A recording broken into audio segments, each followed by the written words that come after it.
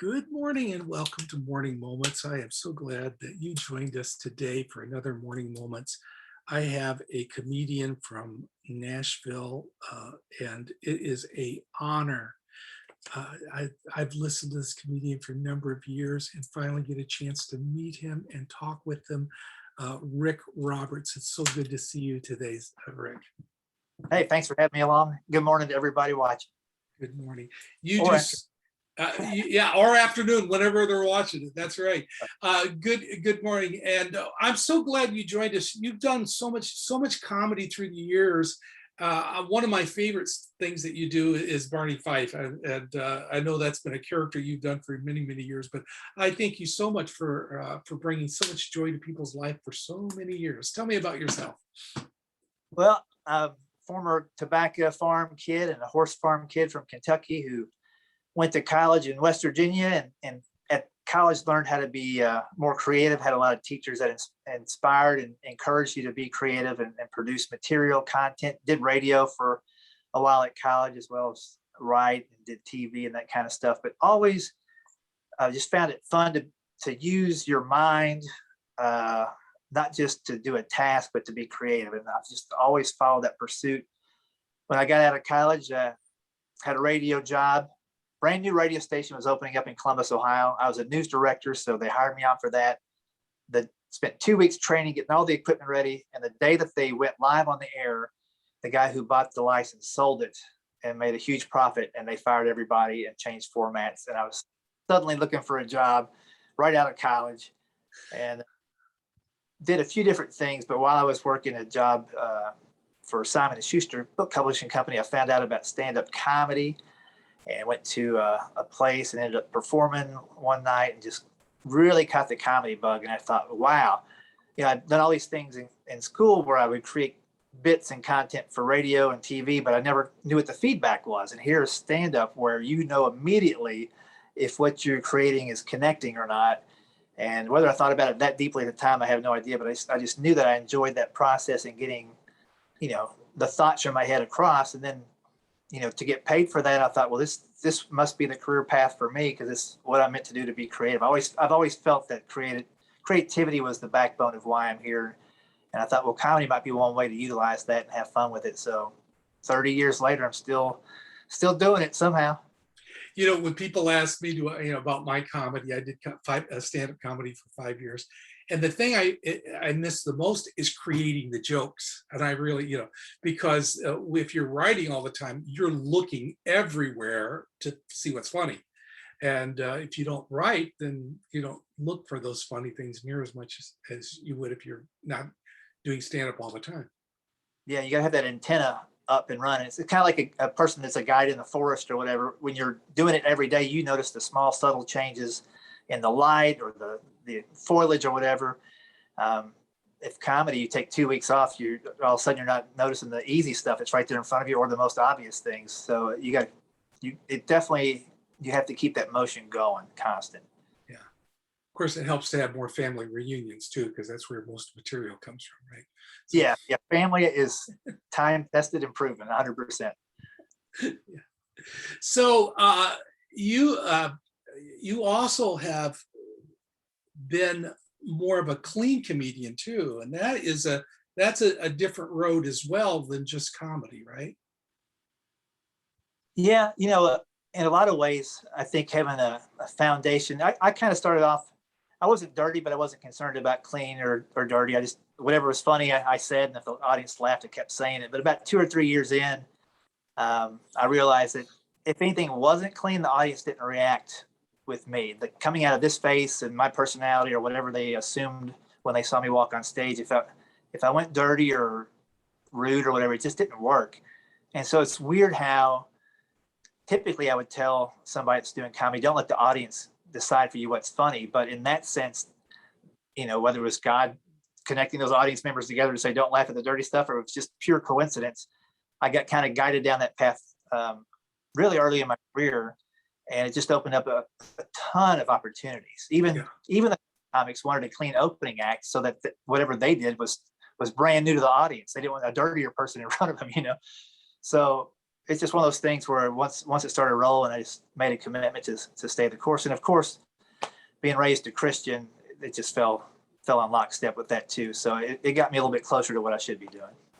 Yeah, and the clean part of comedy opens up more corporate gigs as well, doesn't it? Yeah, I mean, anywhere somebody needs a clean comic, anywhere the person hiring you doesn't want to be fired from their job after your performance, anywhere you want to unite people and have common ground, that's where I come into play. And it's just my favorite audience. My favorite audiences are full families where you can see the 7-year-old laughing with the 70-year-old grandparent and everybody in between. It's not always, not every gig is like that, but I love the shows where I can look out and just have fun with generations. Yeah, absolutely. Yeah. Yeah, and it's a little bit more comedian friendly that way as well. There's a lot of rough places you could go where heckling is just part of it, and I've done nursing homes before, and I tell people you haven't lived until you've been heckled by a 92-year-old at Oxley. Right. So, yeah, you just want to take the tennis balls off their walker and throw it right back at them. Yeah, that's exactly right. So this has been some challenging times for comedians and performers. What big lessons have you heard from God and learned from God during this time, these changing times? Well, early on, the first month and a half, I really felt like it was truly just a huge opportunity to stop and be with my family. The typical, I'm gone 100, pre-COVID, 135, 150 days a year sometimes. So just to have that time where none of us had anything that we could be doing other than hanging out with each other. We had like backyard Olympics where we challenged each other and had races and started just going on walks. I mean, our whole neighborhood people were out walking because it's, nobody wanted to go inside anywhere, and it was the spring and it was perfect for it. So those first few months were just very, very relaxing. And then, of course, the reality of income and stuff like that starts to pop around the third or fourth month. You're like, I don't know how long we can deal with this. And I'm just telling a friend of mine earlier that, I was really fortunate that God provided for me in this time. I haven't had to worry about anything at all. And, around the third month, that came to be clearly the case. And so what I took that as was, I don't have to worry about the income. I don't have to be stressing out about that. And we still have downtime where we're together. How can I serve was really what can I be doing with this bonus? Like I was taking care of it, but I had still the skill set. So I started creating ways to do ministry, did some things with my church that I wouldn't have normally got to do. We had virtual vacation Bible school. So I was one of the characters and filmed these things, and it was fulfilling my creative need, but it was also serving others. I ways to do things for corporations where it was like company talent shows where they could unite. Being connected was a big part of what I felt being called to do, is how can I help connect people in these times of disconnection? Not only virus, but we have all the race riots. We have so many other things going on that because we couldn't meet together, we were getting further and further apart every single day. There was individualism and people just being separatists, whether they knew it or not. And I was like, how can we use comedy to connect these people? And that's what I really doubled down on and took myself out of how do I feel about the performance more. Can I give these people a performance and they feel good about it? That was the main thing, which I know as a Christian should be my focus all the time, but it made it crystal clear last year. Yeah, I think a lot of things last year made many of us step back and just put things in perspective. What's priority? What's important? What is God saying versus what I'm saying? And it really, I think that even church is different because we have to think outside the box of how to reach people outside of the four walls of a church, which is probably really good. So.